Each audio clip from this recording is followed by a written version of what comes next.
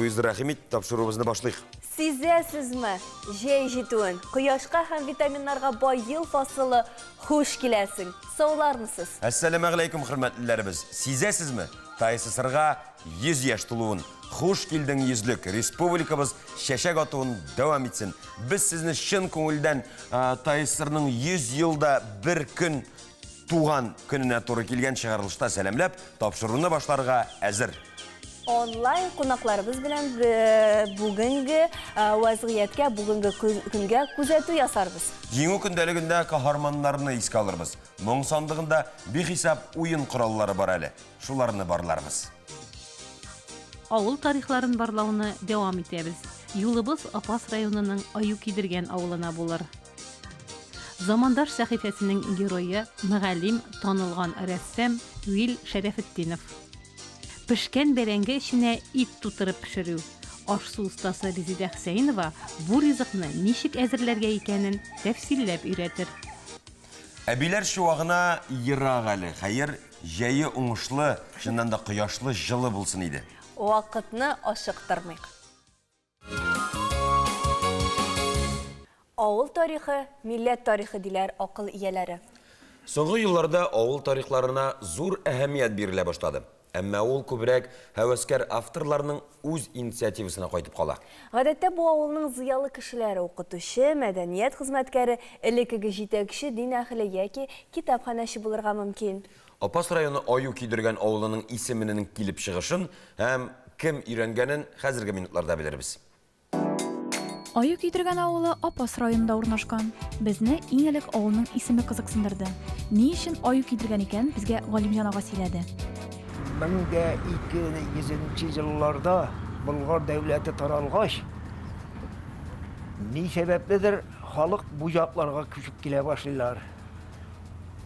Беренче башта инде Багыш, Еремшән, шушы тирә авыллар тәүләр. Шу Багыш ягыннан бабайлар безнең якка да алыша башлыйлар. Ай кидергән җилгасы диләр инде, Багышка атабага безнең бу авылдан 1 километрлар монда таба ул. Вот шул буйга күчеп киләләр. Шул буйда яши башлыйлар. Монда инде кара урман була. Алар инде үзләренә җирне шул урманнар кисеп, җирләр ачып эшкәртә башлыйлар. Элек авыл юл өстендә урнашкан булган. Шуңа моннан узучылар халыкны талый торган була. Һәм авыл халкы икенче төшкә, хәзерге Аю кидергән урынына күченә. Йортлар төзедә, халык умартачылык белән шөгыльләнә. Тик монда да аларга тыңгылык булмый. Авыл халкын аю итә, абүҗәт итә, марталарын батып. Ана Мамат бабайның талкарчыгы дип әйтелә, шул хәйлә кыра. Авыл халыкка сөйли инде бул давай шулай. Салам иек. Нине балны салам эченә куябыз. Балны салам эченә куялар да Аю килгәнен көтәләр. Аю килеп чокырга төшүгә ут төртәләр.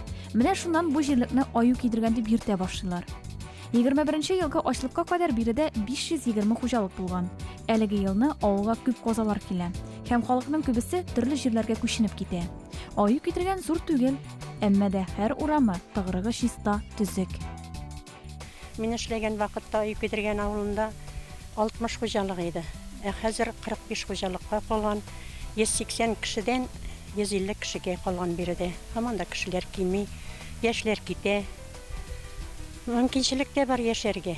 Авылыбыз бик матур. Мин эшләгән вакытларда әле җәяү җиреп эшләдек, асфальт юллар юк иде, газ кертмәгән иде, сулар кертмәгән иде. Хәзер барсы да булар бик матур авылыбыз, әнә нинди матур килгәндә күргәнсездер.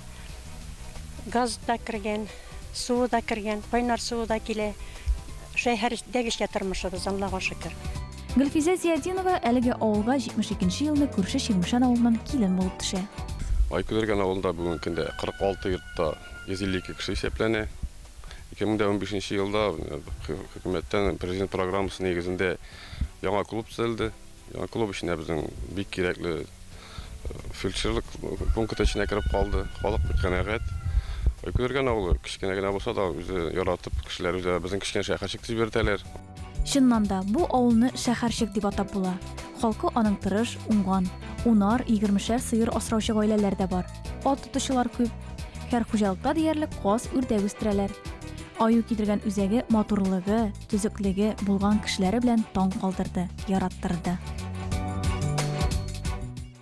Рамазан ул бер мәдрәсә сыман. Нәфисләребезне тәрбияләү, күп итеп савап җыю, туганлык, кардәшлек җипләребезне ныгыту өстендә эшләү. Соңгы елларда республикабызда 2 атнага бер мәчет ачыла иде. Бу пандемияга кадәр булган вазгыять. Кызганыч, әлегә без мәчетләребезгә йөри алмыйбыз. Архивта сакланган видеоязмаларны караганнан соң иман йортына барып кайткан күк булсын. Юлыбыз Яшел Үзәннең Васильева бистәсендәге Ихлас мәчетенә булыр.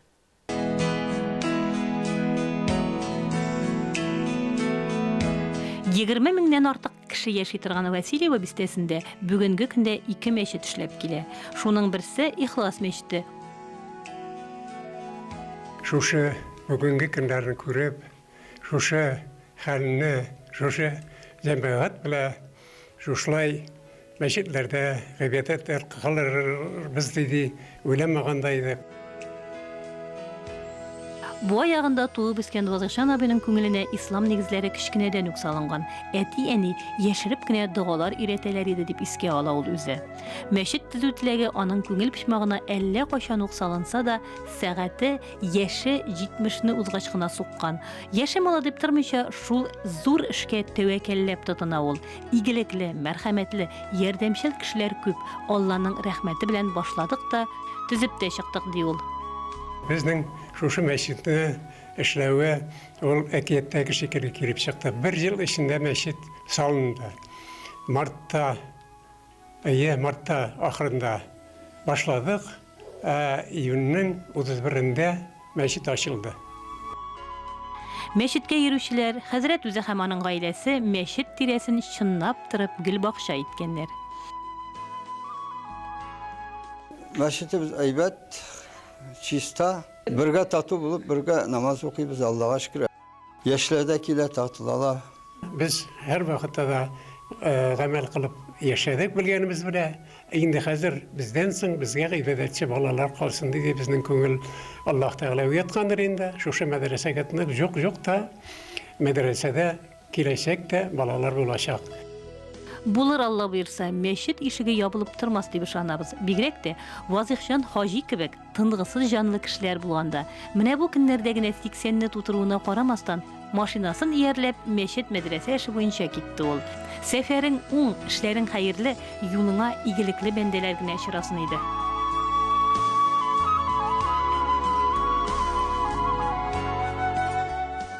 Ул үзе Яшел Үзән шәһәрендә яши, чагында ук Каюм Насыйри бюстын ясаган кеше. Туган нигез күп кенә сәнгать кешеләренең иҗатында чагыла.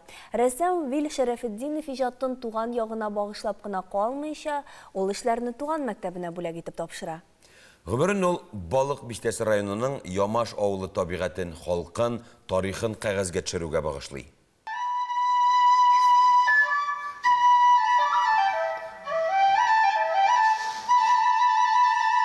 Рәсем сәнгать өлкәсендә Вил Шәрәфетдинов билгеле шәхесләрнең берсе. Рәссам булудан тыш ул гомеренең күп өлешен балаларга белем һәм тәрбия бирүгә багышлаган. Яшел Үзән сәнгать мәктәбендә, аннан Татар гимназиясендә мәктәп укучыларын рәсем ясарга, сәнгатьнең югары төренә якынаерга ярдәм итә. Аның тырыш хезмәте Татарстан Республикасының Каюм Насыйри исемендәге премиясе белән бәйләнгән. Әти белән әним укытучылар иде, шушы мәктәптә укыттылар алар, бөтен гомерләрен балалар укытуга багышладылар. Мин дә инде менә шул вакыт узу белән Казан художество мәктәбен училищесын укып бетергәч, шушында кайтып, үзебезнең авыл тирәләрендә рәсемгә төшерә идем. Укытырга мине җибәрделәр. Яшел Үзән шәһәренә, сәнгать мәктәбенә, мин шунда эшли идем һәм һәр вакыт монда авылга кайтып, авыл күренешләрен төшереп эшли идем инде, авыл тыймы сана. Биредә сүз балык бистәсе районы Ямаш авылы турында бара. Киң күңелле рәссам бала чагы яшьлеге үткән туган авылы мәктәбенә зур бүләк ясый. Үзенең 60-тан артык картинасын бүләк итә. Әле моннан тыш мәктәпкә яңа бина төзегәндә аны бизәү эшләрен башкара. Бүген ул ясаган мозаика Ямаш мәктәбе кунакларын каршы ала. Әдибардагы рәсемнәр әле дә яхшы сакланган. Рәссам бүләк иткән картиналардан аерым күргәзмә залы эшләнгән. Биредә нинди генә эшләр, табигать күренешләре, кемнәрнең генә портретлары юк, ләкин иң кадерлесе Ямаш авылы табигате, халкы рәсемнәре. Монда күренеп тора әнә 23-нче сан. Бу әти сугыш ветераны бит инде безнең сугыштан исән сау кайтты. Төннәрен утырып язадыр иде доклад, менә иртәгә була бәйрәм, шунда докладта ул чыгыш ясый. Клубка килеп, шуларны үзен бөтенесен сөйли торган иде инде. Менә әти минем беренче урында менә бу өйдә төшергән инде җылым, мин хәтерләмим. Әти мәктәптә эшләгән вакытта әниемдәген минем монда сурәтләнгән. Яшел үзәндә торадыр әти, шуннан ап кайтып монда аны җирләдек инде. Менә шуны озатканда Гафарави, аның иптәше, замандашы, менә укып, дагалар укып шулап озаткан кеше, менә шушында сурәтләнгән бу безнең авыл кешесе. Рәссам Вил Шәрәфетдинов рәсемнәре якты, җылы төсләргә бай. Аларда Ямаш авылының еракта калган үткәне сурәтләнгән. Рәссам портретлар белән бер рәттән тарихи картиналарны да зур осталык белән башкара. Мәктәп укытучылары әйтүенчә, алар буенча туган як тарихын өйрәнәләр, рәсем дәресләрендә кулланалар. Мин табигать içinde туган, шуны күреп үскән булгач, табигать күренешләренә багышланган әсәрләр минем күбрәк. Инде әйтергә кирәк, темага язылган әйберләр шул. Табигать içinde килеп чыга торган, мәсәлән, без сугыш елларында үскән минем менә күргәзмәдә сугыш темалары, балаларның тормышы, шуларны чагылдырган күренешләр миңа бик якын булды инде. Шуңа күрә алар халыкка да күренделәр, уңыш казандылар. Вил Шәрәфетдинов бүген дә актив иҗат итә. Яшел Үзән шәһәрендә төрле күргәзмәләр оештыра. Бер генә көндә иҗат итми, кулыма пумала тотмый булдыра алмыйм. Сәнгать минем өчен һәр чак беренче урында ди ул. Билгеле сәбәпләр аркасында мәктәпләребез ябылгач, Татарстан балалары җылы иләрендә интернет аша укый башлады. Әмма Перудагы Пуно төбәгендә яшәүче укучыларның кызганыч андый мөмкинлекләре юк. Шуңа алар белем артыннан көн сайын 2 сәгатьлек юл узарга тиеш. Аңлагансыздыр инде, дөнья яңалыклары белән танышыр вакыт җитте. Көньяк Америкада урнашкан Перуның Пуно төбәгендәге ерак тау авылы Кантати-Урурида яшәүче укучылар таҗлы вирус пандемиясе башланганнан бирле махсус урынга барып укый. Авылларыннан 15 чакрым ераклыкта урнашкан бер тауның иң биек урынында гына радиосигналы кабул ителә. Әти-әниләре карамагы астында портатив радиоалгыч һәм дәреслекләр ярдәмендә балалар радио дәрес тыңлый. Биредә яшәүче Франциска Арукипа әйтүенчә, укучылар төркеменә иртәнге 8-нче яртыда ук иләреннән чыгып китәргә кирәк. Дәрес үткәрелү урынына барып җиткәнче 2-3 сәгать вакыт уза. Чөнки балалар зурлардан аермалы буларак алай ук тиз йөри алмый. Коронавирус пандемиясе башлангач, Перу хөкүмәте мәктәпләрне яптырып, онлайн уку системасына күчәргә киңәш итә. Ләкин Кантати-Урури авылында моңа бернинди шартлар да юк икәнлеге ачыкланган. Карантиннан чыга башлау белән Иерусалимдагы дөнья күләм билгеле Гайса пәйгамбәр табуты гыйбадәтханәсе соңгы 2 ай эчендә беренче тапкыр ачылган. Безнең гыйбадәтханәгә хәзер гади кешеләр дә керә ала. Ләкин биргә бер юлы 50 кешедән артыгын кертмибез, чөнки саклану чаралары шуны таләп итә. Халык җыела торган башка урыннардагы кебек үк, монда килүчеләр дә медицина битекләре кияргә һәм социаль дистанцияны сакларга тиеш. Батырларның даны мәңгелек. Күпме сулар акса да алар турында хатирәләр буыннан буынга тапшырыла бара. Бу хатирәләрне сезгә дә җиткерү максатыннан җиңү көндәлеге сәхифәсе эшли. Сугыш еллары күп кенә гаиләләрдә тирән яра булып калды. Хезмәттәшебез Динара Хәбибуллина каһарманнарыбыз тарихы белән таныштыруны бу атнада да дәвам итә. Динара Рәхимов, сүз сиңа. Хәерле көн, хөрмәтле тамашачылар. Бөек Ватан сугышында җиңүгә 75 ел тулуга багышланган сәхифәбезне дәвам итәбез. Бөек Ватан сугышында 61 дәүләт катнаша, 50 миллионнан артык кеше гомере өзелә. Татарстанның 350 меңгә якын ул һәм кызлары сугыш кырларыннан әйләнеп кайтмый. 28 май 1942 ел.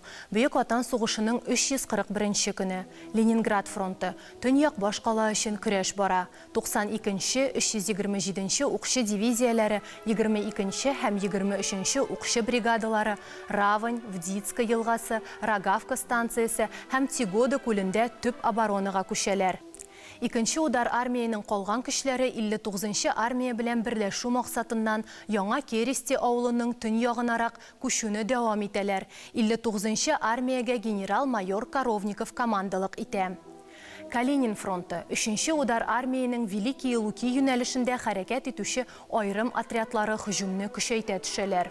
24-нче укчылар дивизиясенең алдынгы отрядлары Синькованы кулга төшерә. Шулай ук Ступино һәм Поречье өчен көрәшне дәвам итә. 41-нче армия частьлары Белый шәһәре тирәсендә дошманның контрһөҗүмнәрен кире кайтара. Харьков бәрелеше, Көньяк-Көнбатыш фронты 28 май төнендә удар төркеменең үзәген тәшкил иткән 266-нчы укчылар дивизиясе частьлары дошман боҗрасын өзә һәм иртән Волвенково, Волобуевка районнарына керә. 28 май төнендә Чепель районында 6-нчы һәм 57-нче армия командованиесе җитәкчелегендә 6000-гә якын кеше чолганыштан чыга. Ә Кызыл Гусаровка белән Гусаровка арасындагы җирлектә 600 ләп солдат һәм командир үз көче белән камалышны үзүгә ирешә.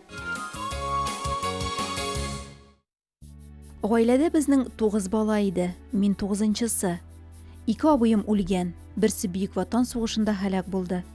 6 бала исән имин генә үстек дип сөйли Гөлсин апа үзенең балачак хатирәләрен яңартып. Күрдегенде, япрашкәдә тарттак инде, үгездән җиктегенде, яшәтсәләргә утыртырга баратырык. Безне шыклаган җирдән ап китәләр, яшәтсәгә су сибергә.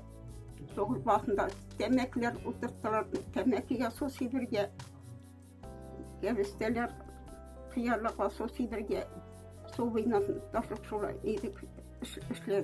Апас районы Багыш авылында 1936 елда туа Гөлсин апа.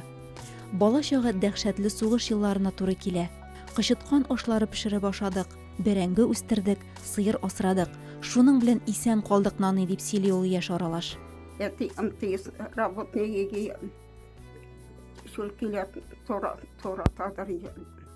Колхозда тракторларга бит әлеге шүлки жавалары. Аларны торатып шулай килеп ятады якында. Бик авыр җыллар булды инде. Итеп торган бакчадан бәрәңге казып милләрне сәргән бәрәңгеләрне шулардан ясыйдырык. Ризык ясыйдырык. Шиткәннәрне катнаштыр. Сугыш беткән көнне дә һич онытмый. İlk şatlandık, soğuş bitti geçtim. Abi ilk abiyim, birisi armiyada neydi? 45. yılın mayında April'in 26'sında abiyim ülken haber geldi. 3. abiyim. İlk abiyim İsan Sağ zararı yedi, diledik. Onlar İsan Sağ Allah'a şükür.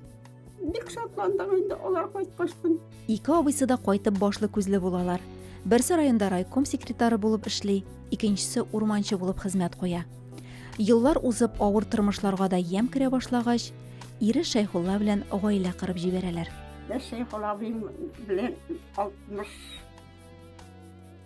62 елны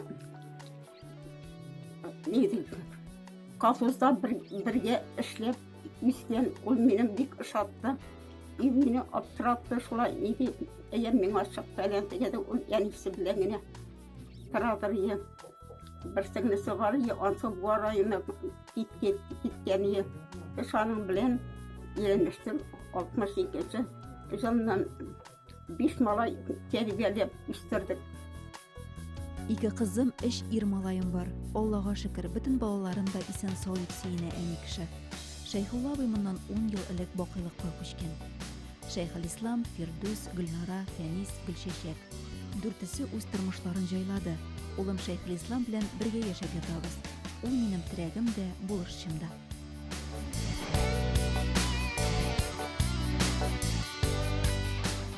Барысы да көн сайын хәлемне белеп шалтыраталар. Исән сауына яшәсеннәр ди агъаби. İnsan sağ jarı solar Allah'a şükür. Шушы фотоларга карап яшьлегебез искә төшә. Балаларның кичкенә вакытларына карап сыкланам. Тарихны барлыйм ди Гөлсин апа. Бөек җиңүнең 75 еллыгы уңаеннан Татарстан Яңа гасыр каналы игълан иткән Батырларга хат проектына килгән хатларны укуны дәвам итәбез. Бүген сезгә Татарстан Республикасы Әлмәт районыннан Нәсимә Муртазина язган хаттан өзекләр тәкъдим итәбез. Исәнме әтием дип язар идем, әгәр син исән булсаң әтием. Хәзер инде сиңа дугалар гына юллыйбыз. Раббым кабул итсен. Әтиебез сугышта шит ят җирләрдә мәңгелеккә ятып калганнар. Әтине сугышның беренче көнендә үк басудан алып киткәннәр. Җигелгән аты төялгән килеш калган. Әтием атын кочаклап елый-елый киткән. Бу вакытта миңа 2 яшь кенә булган. Мин әтиемне фоторәсемнәре буенча гына беләм. Бала чагыбыз бик авыр булды. Ачлыктан, ялангачлыктан интектек. Гомер буе әтине көтеп яшәдек. Җиңү көне килеп җитүен без кичкенә булып аңламаганбыз. Күршедә яшәүче Жизнев сугыштан кайткач кына аңладык. Ул кирләнеп биткән ак солдат күлмәге белән үзе ясаган агач урындыкка утырып, 2 тезенә 2 улын утыртып, сикерткәне әле дә күз алдымда. Аннан соң зур куллары белән безне үзенә кочаклады да, сезнең дә әтиегез кайтыр әле дип безне тынычландырды. Самолет үткән саен әтине кайтаралар дип киртәләргә менеп кычкыра идек. Хәбәрсез югалган дигән хат килде. Хәзер инде әтине көтсәк тә юк. Дуга гына кыласы калды. Бик авыр яшәдек. Безнең күргәннәрне кагазгә генә язып бетереп булмый. Безгә шушы матур, тыныч тормышны үзләренең гомерләре бәрабәренә бүләк иткән әти, абый, бабайларыбызга шиксез рәхмәт. Алдагы хатыбызны Лениногорск шәһәреннән Халидә Гыйльфанова язган. Әниебез һәм 7 балаңнан сиңа зур сәламнәр язып, дошманнарыңны җиңеп, сау сәламәт өйгә кайтуыңны көтеп калабыз. Әти хатына җавап язганда шулай башлый идек. Әтием, хатын килмәгәнгә 77 ел тула.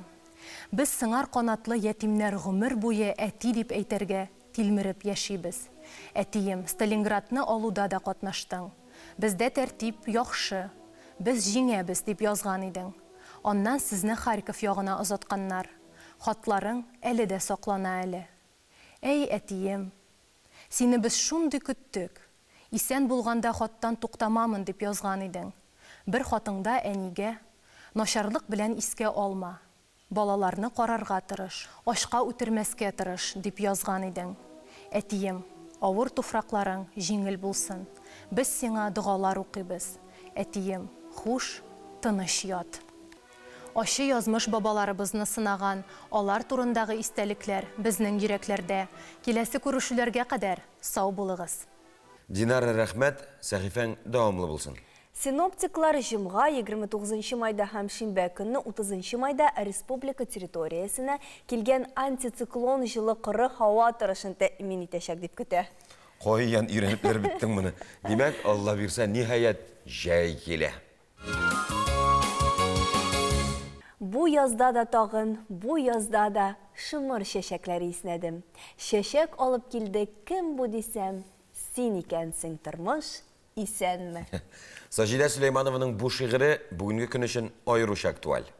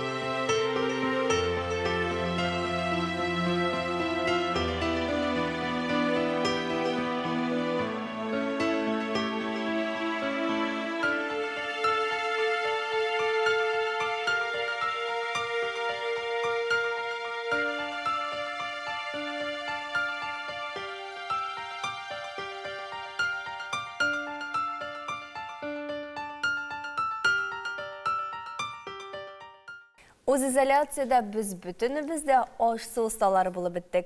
Tuklanu urunları açılganşı yakınlarımızını özümüz әзірлеген тәмлі riziklar bilen sindirik. Demek nihayet sen de pişire başlagansın bu da bilgak. Tatar kızları, hatınları kolundan kilmegen iş yoktur. Sen de bu isimli ketresi bir şılman. Onlar yoktan da bar yasavşılar. Gadigine berengiden de aşçı şedevri yasay alabız. İsenmisiz, hürmetli tamaşaçılar. Biz sizin bilen bugün zenger ekranlar yanında tağım bir temli rizik hazırlarımız Allah birsa. Ol bik tez hazırlana, kişten hazırlanıp pişip kalgan berengigiz bulsa kabıklı, kabığın çiz tartıp mine şulay, anı it bilen tuturup pişirip bula. Berengini indi şulay suda pişirip aldık, hem çiz tarttık, yeşil bırşak kirek bulur, it, sır, yumurka, koymak, üstüne azrakına bizler için pomidor kirek bulur bizge, hem de yeşil temletkişler. İşimizni en birinci biz berengiden başlayız. Bismillahirrahmanirrahim. Berengini ortalay bülebiz. Berenginin zorrağırağı bulsa bikte eybet bula. Şulay berenginin içine alabız.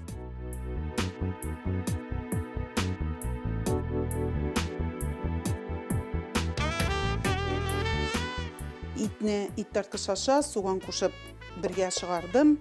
Hazır anda biz bırış salabız. Elbette tuz indi. Tilegi bulgan kişi sarımsak da sala. Hem indi yeşil bırşak da istep jiberem min mında. Ukrop, petruşka, nindi yeşil temletkişler var indi. Şunu salıp turap jiberebiz hazır Allah birsa.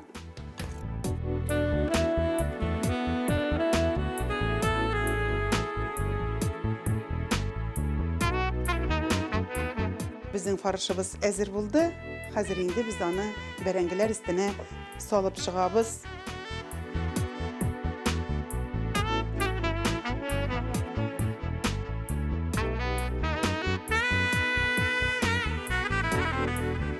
Mine indi berengiler bizni şulay yasadık. Hazır üstüne soğus yasıyız. Onun için indi min mine şulay koymak alam. Bir iki aş kaşığı. Bir yumurka ısıtabız. Hem indi şunday uğulgan sırını salıp jiberebiz. Bulgatabız. Hem indi ezir berengilerimiz üstüne biz şulay kaşık bilen soğusumuzni salıp çıkabız. Hem bunun üstüne biz pomidor kesekleri koyup çıkabız.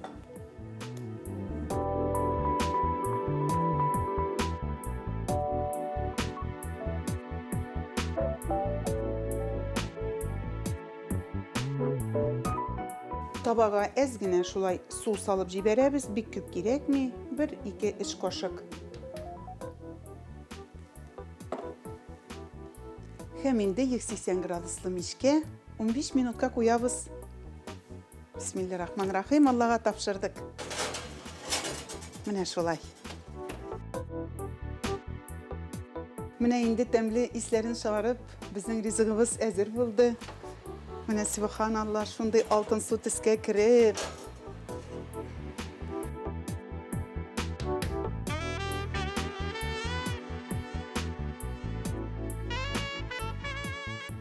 Ana hürmetli tamaşaçılarım, şunday bizning temli tuturgan berengimiz hazır buldu.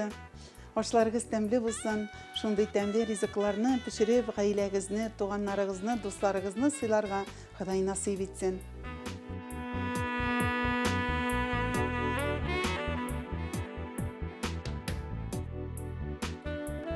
Her vaqtda gışada nek oşagan kibik buldu. Bırıngı zamanlarda künjitni, yani kunjutni yaşav şıganaq dep yürtkenler. Çünkü yani türlüçe kullanganlar. Soğuz tazirlegenler, rizik kada kuşkanlar, hatta yoktırtı lampalar için yağılıkta bulup sanılgan. Hatın kızlarının bizeni öybirleri için de kullanganlar әлі. Bugün ise onu kübrek rizik için temletkiş dip bileler. Olay da faydalı yakları bir hesap iken.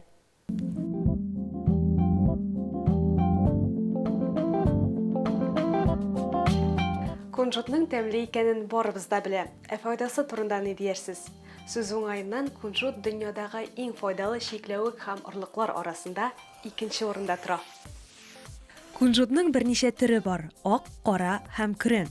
Ак күбесенчә кулинария өлкәсендә, кара медицинада, көрән кунжут май һәм баллы ризыклар җитештергәндә кулланыла. Арада карасы иң файдалысы булып санала. Ул организмда стресс яки яшькә бәйле үзгәрешләр китереп чыгарган билгеле бер матдәләр кытлыгы белән көрәшергә ярдәм итә. Орлыкны сайлаганда аның коры булуына һәм савытка иркен тибелүенә игътибар итегез. Кунжутны үтә күренмәле капчыкта сатып алу яхшырак. Әгәр ул ачы тәмгә ия икән, бу аның начар сыйфаты яки бузылганлыгы турында сөйли. Кунжутны медицина максатларында күптән кулланалар. Ул кан әйләнеше системасына уңай тәэсир итә, иммунитетны күтәрә һәм онкологик авыруларны булдырмауга йогынты ясый. Бу орлыкка гына түгел, майга да кагыла. Шуңа күрә белгечләр яшел чәй салатларына берничә тамчы кунжут мае салырга яки аны чиста килеш кулланырга киңәш итә. Орлыктагы майлар чәч һәм тырнакны ныгыта, тирене яхшырта. Никадәр генә файдалы булмасын, кунжут куллану тыелган очраклар да бар. Мәсәлән, кан оешканда, шулай ук бөердә таш утыру ихтималы булганда. Иранда яшәүчеләр генә түгел, шул илгә килүчеләр дә яулык бәйләргә, ябы кием сайларга тиеш. Япониядә күбесе аниме образы сайлый. Италия ачык кычкырып торган төсләргә бай тукымалар белән дан тота. Безнең татарның милли өслүбе, ягъни стиле ничек аерылып тора? Киләсе видеозмада шул хакта. Татар халкының гасырларга сузылган тарихы, милли киемнәре, берсеннән-берсе матур, күз ягын алырлык бизәнү әйберләре байтак. Ә ул бизәкләре. Һәрбер элементның да үз мәгънәсе, үз ахаңы бар. Шәһәребезнең танылган дизайнерлары Расы һәм Рада Салаховлар эшләре белән танышабыз. Барысы да сыклану хисен уята. Биредәге һәрбер элемент та уйланып ясалган. Фарс телендә күннең бер сорты, юпти сорты. Если менә карап китсәк, әгәр дә менә бу сактиан юкә күн кәҗә терисеннән ясалган, бу бызау сыр терисеннән ясалган юфт. Алар болгарлар эшкәрткән 13-19 гасырларда болгарлар эшкәрткәннәр, соңрак инде татарлар, и аның исеме менә читекләр сатыла торган Бухарада, Самарканда, бүтән төбәкләр җирләрдә сатыла торган Казан итекләре, алар Булгари дип атала башлаганнар. Шын күннән эшләнгән, заманча стильдә тегелгән эшләнмәләр. Буларның һәммәсе дә кулдан тегелә. Барысына да йөрәк җылысы салына. Бу сумка әзер булыр өчен шундай зур этап уза. Әзер заготовкаларны дублирин белән итәбез, дублируем. И аннан җыябыз машинада инде, рукавная машина в процессе используется инде. Готовится шаблон, по шаблону, значит, очерчивается линия и по линии собирается. Әлеге стаханада барысы киләнгән. Һәр кешенең үз эше. Айгөл дизайнны эшли, барлык бизәкләрен дә үзе уйлый, күннең төсләрен сайлый. Әлеге эшләнгән сумкалар арасында бер-берсенә охшаш бизәк тә табып булмый. Подбираются конкретно цвета кожи. Күнне сайлап алганнан соң җеп төсләрен карыйбыз. Аннары компьютерга күчерәбез. Бүтән килеп чыккан бизәкне тулысынча аннан карап үзгәртеп тә була. Бу барлык эш тә бик җаваплы. Сумка матур килеп чыксын өчен һәрбер элемент та зур роль уйный.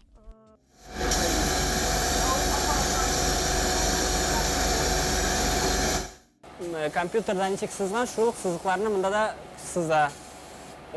Монда математический расчет буенча инде сыза инде ошол әйтер бу. Бу лазерный станок дип атала.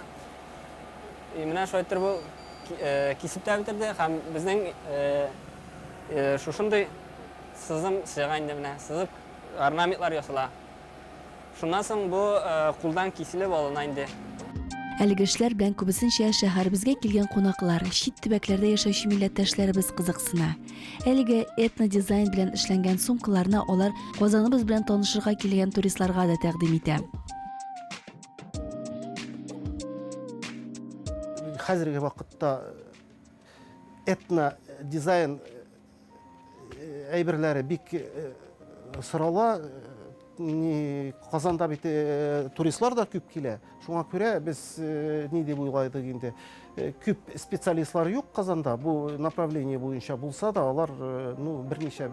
Сумкалар, башмаклар, калталар барысы да киләчәк буынга кала торган мирас. Бирдә һәрбер әйбер зәвык белән генә түгел, ә тирән мәгънә белән ясала.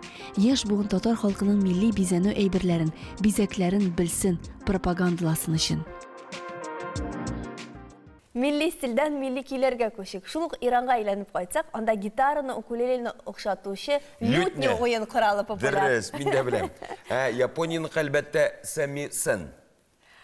İtalya digende mundalini kuzaldığına kile. Biz sonrası oyun kuralları şunun bilen bitti. Ruslan Gabitov mung sandığından nindi oyun kuralı çıkarır iken? Исәнмесез, хөрмәтле телевизор караучылар. Хәерле сәгатьтә халык иҗатын, музыка һәм музыка уен коралларын яратучылар. Без традицион музыка уен кораллары белән танышуны дәвам итәбез. Бүген кызыклы шаян музыка уен коралы күрсәтим башта. Менә күрәсез. Бер башыннан тартабыз һәм кертәбез. Ничек атала уен коралы? Бу кечкенә тромбонга охшатып ясалган балалар сыбызгысы. Аны тромбончик дип атарга була. Ни өчен тромбонга охшатып ясалган? Чөнки моның принцибы тромбон принцибы. Ичендә аның бар поршень, бүке бар. Шушы бүкене без тартып чыгарабыз һәм кертәбез. Шулай итеп без тавышның югарылыгын үзгәртәбез. Тавыш чыксын өчен без икенче башына өрәбез. Монсы инде сыбызгы принцибы. Шуңа күрә бу сыбызгы тромбон принцибы белән. Менә күрәсез, бу кечкенә тромбончик бар, аларын төрлеләре. Мәсәлән, менә монсы инде зуррак тромбончик, тагы да зурраклары булырга мөмкин. Ясау материалларына килгәндә, бу тромбончиклар ясалган металлдан, ясарга мөмкин төрле агачтан, полимер материалдан, кайбер музыкантларда мин күргән бар, хәтта шприцтан ясалган тромбончикларны. Тамашачылар уйларга мөмкин, нәрсә инде бу уен коралында уйнауы бик җиңел, авыр түгел, аннан соң әллә ни матур да түгел дип уйларга мөмкинсез. Ашыкмагыз, дуслар. Барсы да музыкантлардан тора. Көй күңелнең моңы дип әйтә халык акылы.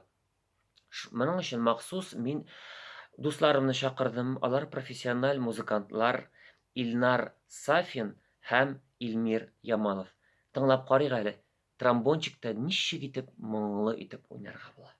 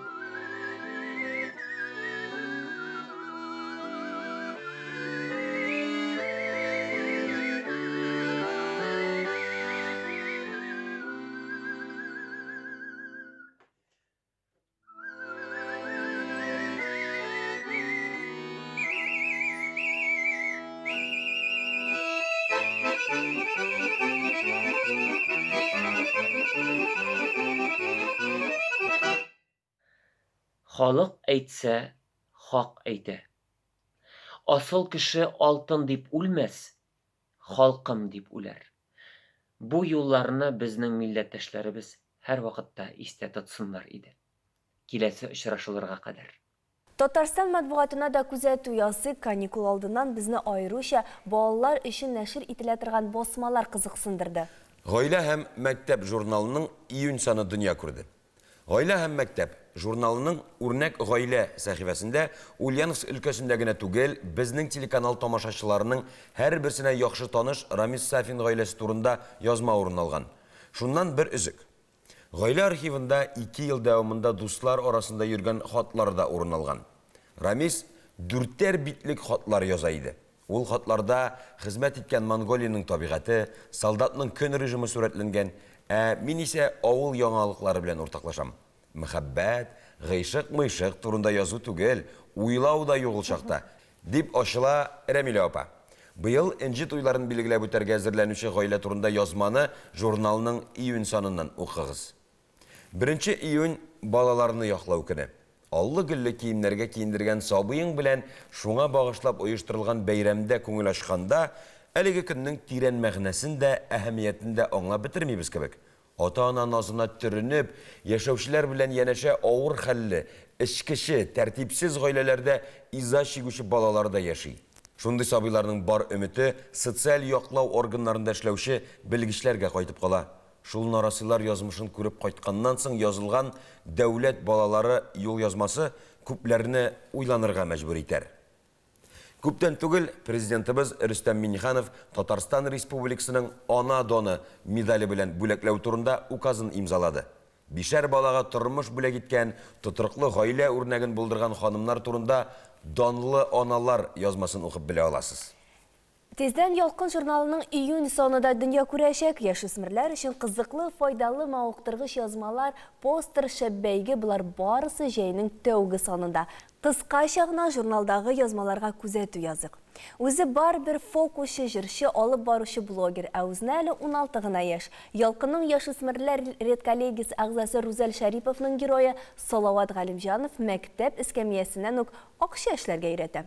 Дрифт, тизлек, көч, пилот, бамп, драфтинг. Бу изоляция вакытында Форсаж фильмнары белән мавыгып киткән кешенең сөйләме түгел. Екатерина Набойченконың биографиясе Голливудның иң текә блокбастерлары сюжетына охшаган.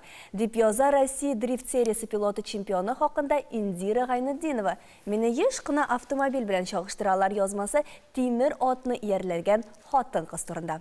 Беребез дә цивилизациядан баш тартырга әзер түгел, ләкин мәгърур океаннар мисалында без куәтле табигый көчләрнең кеше кымсызлыгына чыдый алмавын күрәбез, ди Айдар Шәйхин.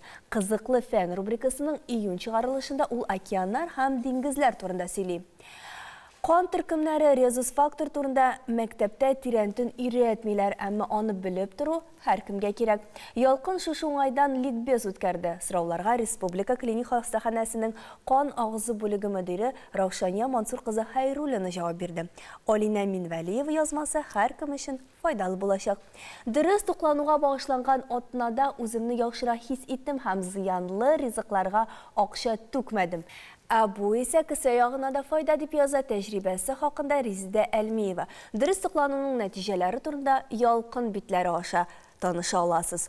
Журналга һәр айның 22 числосына кадәр язылып өлгерсәгез, ул киләсе айдан егезгә килә башлаячак. Ялкын яшүсмерләр мәйданы. Бергә булыйк, бергә ялкынланыйк. Хәзер сүзне Казан утлары журналының проза бүлеге мөдире язучы Камил Кәримовка тапшырабыз. Май айы ул шау-шәшәкле бийек җиңү айы. Шуңа күрә дә инде 98 яшьлек Казан утлары журналы хәзерге 5-нче санда гадәттәгечә бик фронтовик шагыйрьләребезнең иҗаты белән катнашты. Муса Җәлил, Фатих Кәрим, Нур Баян, Гадил Худый шигырьләре һәм әлбәттә шушы бийек җиңүнең 75 еллыгына багышлап үткәрелгән Каләм белән җиңдек дошманы дигән флешмоб турында әйтмичә ярамас. Бу флешмобта безнең улар һаман да дәвам итә. Бу флешмобта безнең язучыларыбыз һәм мәктәп балалары катнаша. Алар фронтта катнашкан язучылар, шагыйрьләрнең әсәрләреннән үзекләр укыйлар. Бу искиткеч дәвамлы вакыйга булачак. Бөек җиңүнең 75 еллыгына шулай без проза чәчмәсәләр белән конкурста ачкан идек. Һәм менә шушы уңайдан 5-нче санда Рифа Рахманның хикәясе басылып чыкты. Миңа калса, ул укучыларны бик кызыксындырыр һәм миңа калса ул birer бүлеккә лайык табылыр дип уйлыйм.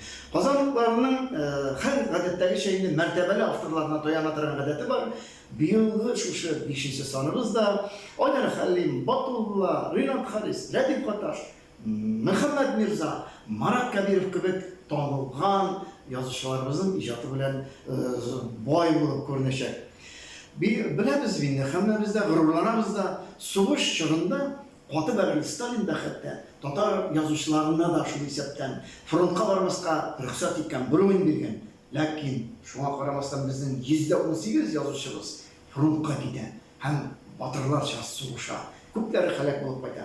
Әле менә безнең Казанлыкларында Лерун Хамидуллинның мәкаләсен укыгач, бу исемлекнең тагын да күбәйгәнен күрәсең. Шаккаткыч сүз уңайынан әйтеп китәргә кирәк. Лерун Хамидуллин ул быелгы Тукай премиясына лаек булган кеше, һәм бу турыда указ да шушы журналда басылды. Инде Тайсырның 100 еллыгына багышлап безнең очерклар конкурсы да элан ителгән иде.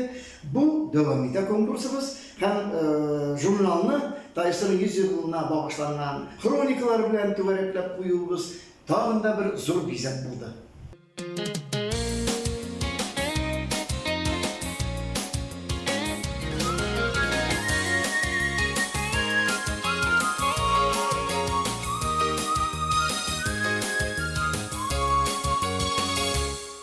Тайсырга 100 тулды, җәй килде, җылытты.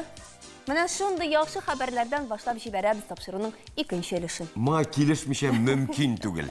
Авыл тарихларын барлауны дәвам итәбез. Юлыбыз Апас районының Аю кидергән авылына булыр. Замандаш сәхифәсенең герое, мөгаллим, танылган рәссам Вил Шәрәфетдинов. Пешкән бәрәңге эченә ит тутырып пешерү.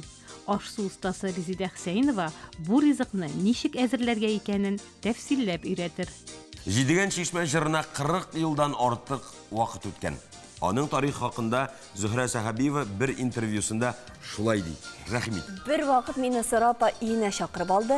Сүзләрен Арча районында туып үскән күренекле язучыбыз Гомәр Агабаширов язган Җидегән чишмә дигән яңа җырын уйнап җырлап күрсәтте.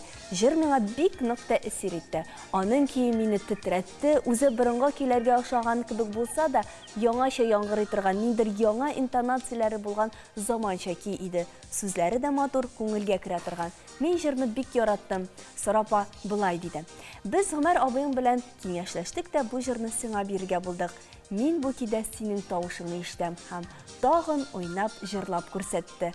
Бу минутта минем шатлыгым эчемә сыймады. Бу Луизаның фикере түгел, ә Зөһрә Сәхәбиеваныкы. Яз җитү белән урманга йөрүчеләр күбәеп китте. Саклану чаралары хакында онытмаска кирәк. Шуңа күрә без табиб-инфекционист Алсу Шәфигуллина белән онлайн әңгәмә уздырырга булдык. Алсу ханым, саумысыз? Менә талпан бизгәген ничек йыгарга мөмкин? Беренче симптомнары. Талпан бизгәген, талпан тешләгәндә яисә талпанны сыткан очракта йыктырырга мөмкин. Талпан бизгәген әле без медицина телендә клещевой энцефалит дип тә йөртәбез. Талпан тешләгәннән соң 7-12 көн узуга кешедә, авыручыда шундый симптомнар барлыкка килә. Тән температурасы бик нык күтәрелә.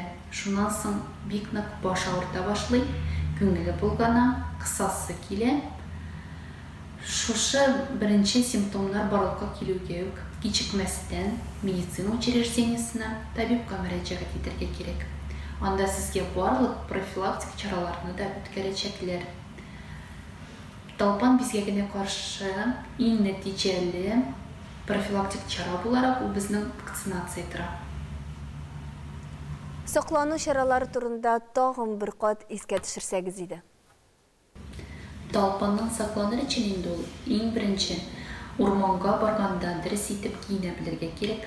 Эс киемен ак төстәгене сайларга, шулай ук озын җиңле булырга тиеш эс киеме, баш киемен киергә маска, чалбар балагын инде аяк киеменең эченә тыгырга. Әгәр дә безгә талпан кадалып өлгергән булса, без шушы ак киемдә тиз арада аны күреп алырга мөмкин. Шулай ук урман эченнән барганда бер сукмак буенча гына барырга тырышырга кирәк. Өйгә кайтканнан соң үзебезнең истебезне без яхшылап карарга тиеш. Шулай да инде менә талпан кадалган икән, аны ничек чыгарырга, нәрсә эшләргә? Урманнан кайтканнан соң истебезне яхшылап карарга кирәк. Әгәр дә инде талпан кадалып өлгергән булса, аны вазелин яки сыек май ярдәмендә майларга, шуннан соң бармаклар яисә пинцет белән бер яктан бер якка селкетеп тартып чыгарга кирәк. Талпан алынган урынны спирт яисә йод белән сөртергә кирәк. Шуннан соң алынган талпанны пыяла савытка урнаштырып, Татарстан Республикасы гигиена һәм эпидемиология үзәгенә алып барырга кирәк. Аның адресы Казан шәһәре, Сеченов урамы 13А йорты буенча урнашкан. Хәзерге көндә 45 административ районның 28-е талпан бизгәге буенча эндемик үзәккә керә. Сәламәт булыгыз, үзегезне һәм якыннарыгызны саклагыз. Амин. Бик зур рәхмәт. Шуннан да иң мөһиме сәламәт булу. Әйе, инде бу вазгыятта без тагын бер кат бүтән табибларыбызга да рәхмәт сүзләребезне җиткерәбез. Нинди генә ел фасылы булмасын, нинди генә вазгыят булмасын, алар һәр вакыт эштә.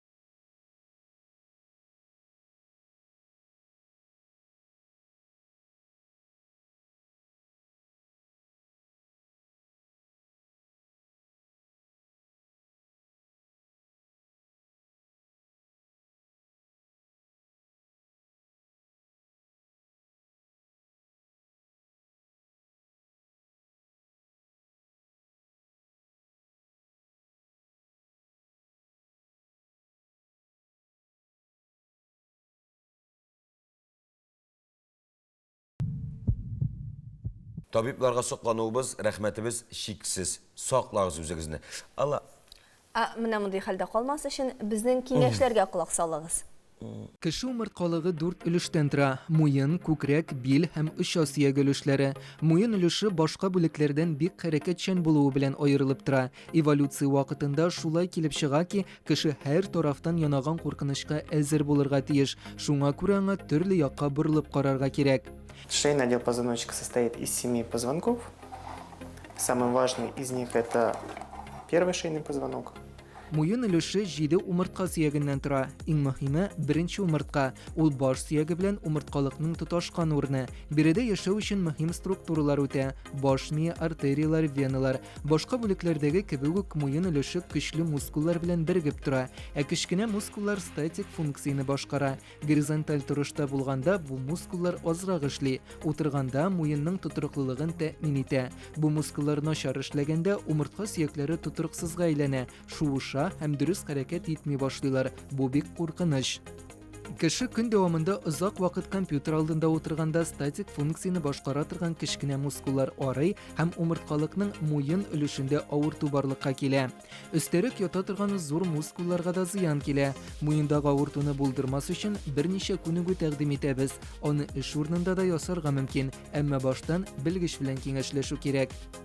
Бу күнегү киеренкелектәге трапеция сыман мускулны сузу. Иң мөһиме, иң башы алга китмәсен өчен кулыгызны артка куярга онытмагыз.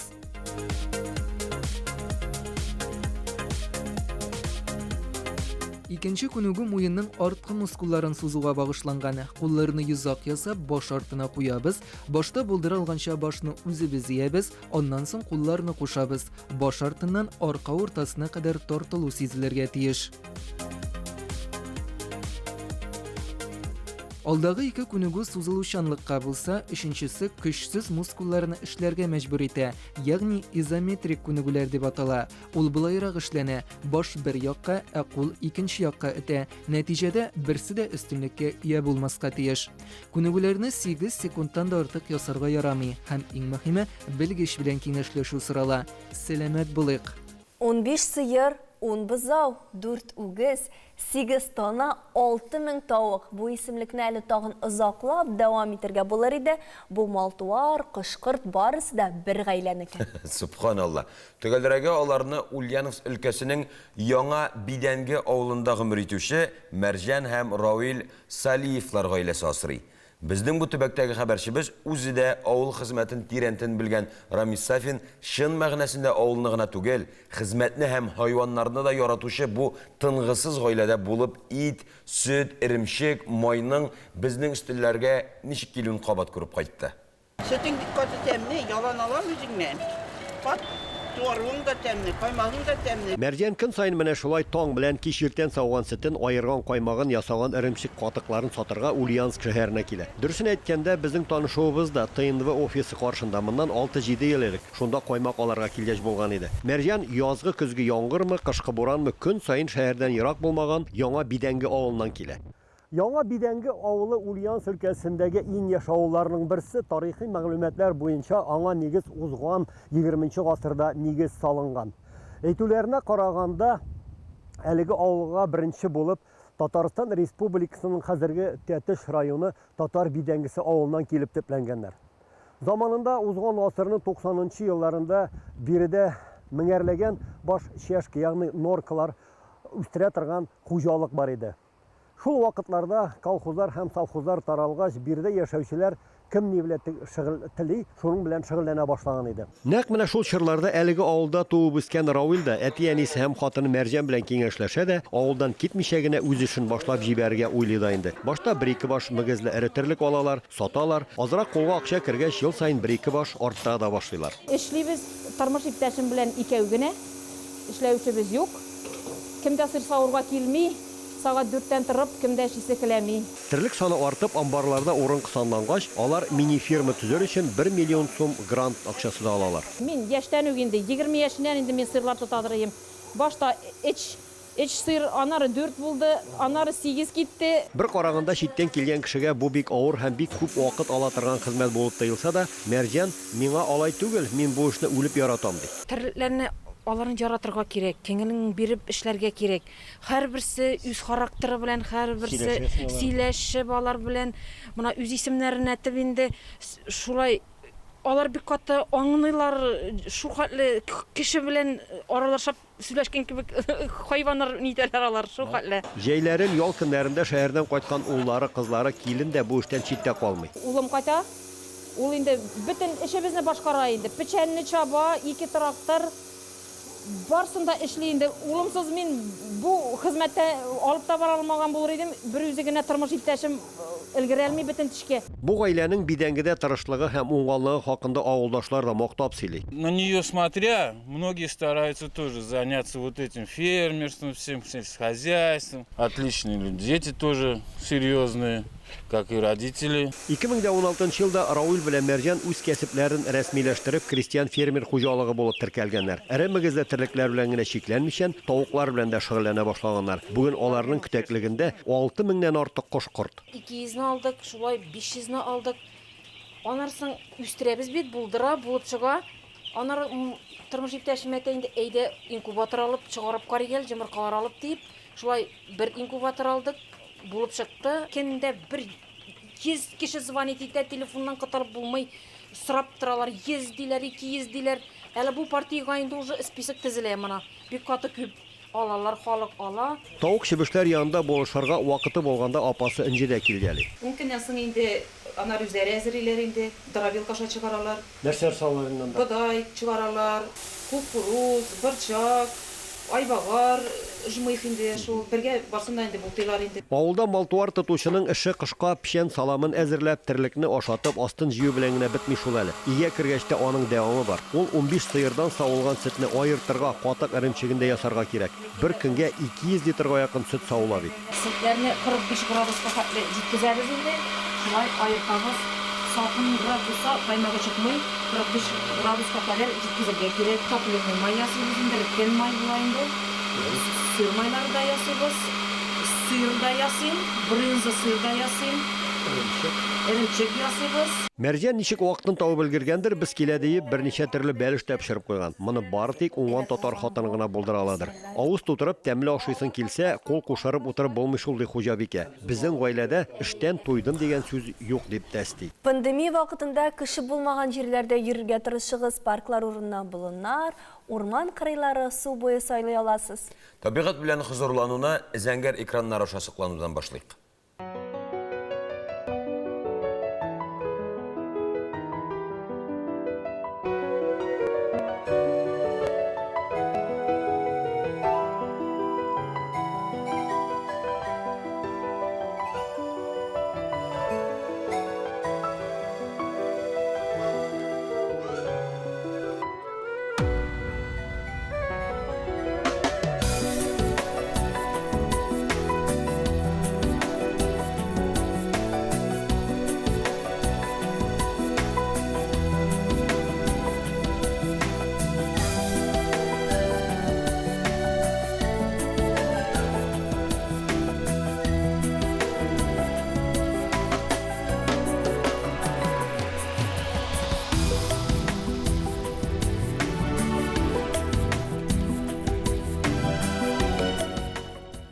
Бүтін дүния буйлап театрлар тамашачылар үшін үзләренең ишеген вакытсыз иртәрәк яптылар.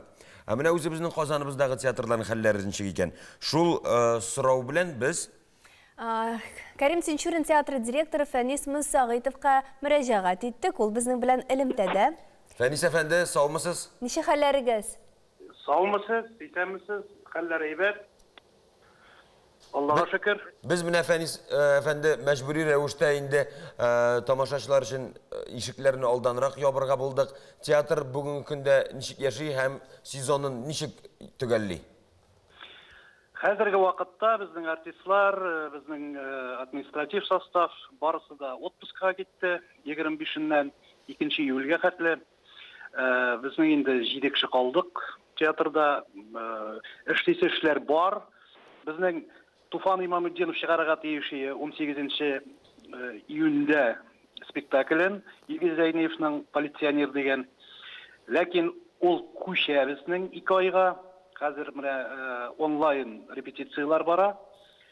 Хәзерге вакытта һәм 2 июльдән инде без репетицияларны офлайн башларбыз дип торабыз. Һәм көзгә инде спектакльне чыгарырга уйлап торабыз. Һәм шул ук вакытта безнең эш бара Диана Сафарова белән Рүзәл Мөхәммәтшинең «Асыл кыш» мюзиклын куярга, ул инде чыгарга тиеши безнең сентябрь айында, ләкин туры күчәчәк соңгарак. Һәм безнең Фәрит Бикшәнтаев килергә тиеши бит инде. Аның әсәре дә безнең күз алдында тора. Аннан соң бер балалар спектакль чыгарга тиешик, ансы да тора. Менә ничек кенә сыешып бетәрбез. Планнар зурдан, Наполеон планнары. Һәм алар һичшиксез тормышка ашар дигән өмет белән яшибез. Ә менә пандемиялар үтеп, театрларыбыз кабат ачылгач, тамашачыларны театрга кайтару авыр булыр микән? Ничек уйлыйсыз? Бу бер яктан мин уйлап торам, безнең халык, татар халкы бит инде ул теге бик куркак халык түгел. Шуңа күрә алар инде сагынып көтеп торалардыр дип уйлыйм. Менә бу интернет челтәрләрендә дә бирелгән сорауларга һәм без үткәргән төрле онлайн конференциялар, онлайн спектакль күрсәтүләр һәм сорау-җаваплар вакытында да күренеп тора. Алар бик сагынганнар, бик кайтасылары килә, бик очрашасылары килә. Безнең артистлар да бик сагынып бетте инде. Шуңа күрә мин уйлыйм, бик теге артык җафалану булмастыр дип. Амин. Амин, шулай булсын. Без көтеп калабыз. Һәрбер тамашачыны дип әйтим, һәрбер тамашачыга индивидуаль хезмәт күрсәтергә әзербез. Инде маскалар да бар, маскалар тарату булырмы, алайса сөйләүләр бар, шахматный порядокта утыртырга дигән. Ләкин мин аны күз алдыма китерә алмыйм шахматный порядокка утыртуны. Чөнки халык бит инде килгән вакытта, кергән вакытта театрга бергә керәләр. Алай гына да түгел әле сез менә санап киткән исемнәрне ишетүгә шундук спектакль карыйсы килеп китте. Әлбәттә. Бер өметләр зурдан икән, без бик яхшы аңладык. Шулай да әлегә рәсми карар юк. Ә менә тамашачылар өчен театр ишекләре шуннан да кайчан ачылыр икән? Сезнең фикерегез? Менә әйттеләр бит инде 1 августтан билет сата башларга була дип. Мин шулай да уйлап торам, ул инде июнь ахырларына күрсәтер нәрсәнең нәрсә икәнен, ниндирәк ситуация икәнен пандемияның. Һәм элек ачылган шикелле, менә бу үзебезнең республика көне алдыннан ачылсак әйбәт булыр иде дигән фикердә. Ничек кенә булмасын, иң мөһиме югалтуларсыз сау сәламәт чыгыйк әлеге вазгыятьтән. Сезгә исәнлек, саулык теләп, сау булашабыз. Уңышлар сезгә. Рәхмәт барыгызга да, сезгә дә исәнлек, саулык булсын, тамашачыларга да. Көтеп калабыз. Театрларыбыз яңалыкларын белдек, дөнья яңалыкларына күз салыйк. Көньяк Америкада урнашкан Перуның Пуна төбәгендәге ерак тау авылы Кантати-Урурида яшәүче укучылар таҗлы вирус пандемиясе башланганнан бирле махсус урынга барып укый. Авылларыннан 15 чакрым ераклыкта урнашкан бер тауның иң биек урынында гына радиосигналы кабул ителә. Әти-әниләре карамагы астында портатив радиоалгыч һәм дәреслекләр ярдәмендә балалар радио дәрес тыңлый. Биредә яшәүче Франциска Арукипа әйтүенчә, укучылар төркеменә иртәнге 8нче яртыда ук иләреннән чыгып китәргә кирәк. Дәрес үткәрелү урынына барып җиткәнче 2-3 сәгать вакыт уза, чөнки балалар зурлардан аермалы буларак алай ук тиз йөри алмый. Коронавирус пандемиясе башлангач, Перу хөкүмәте мәктәпләрне яптырып, онлайн уку системасына күчәргә киңәш итә. Ләкин Кантати-Урури авылында моңа бернинди шартлар да юк икәнлеге ачыкланган. Карантиннан чыга башлау белән Иерусалимдагы дөнья күләм билгеле Гайса пәйгамбәр табуты гыйбадәтханәсе соңгы 2 ай эчендә беренче тапкыр ачылган.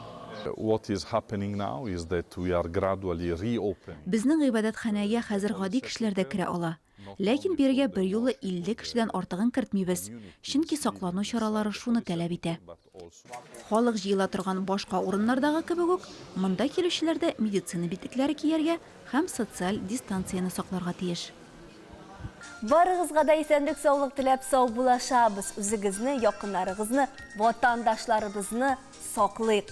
Бергә без пандемияны җиңел генә җиңәчәкбез. Театрларыбыз ачылган, тормыш элеккегечә гөрләгән, кунакка йөришкән, кул биреп исәнләшкән көннәр якында дип ышанасы килә. 2 сәгать дәвамында сезнең белән манзара тапшыруның иҗат төркеме алып баручылары Луиз Закиров белән Алмаз Гәрәев иде. Киләсе очрашуларга кадәр исән сау булыгыз, хөрмәтлеләребез.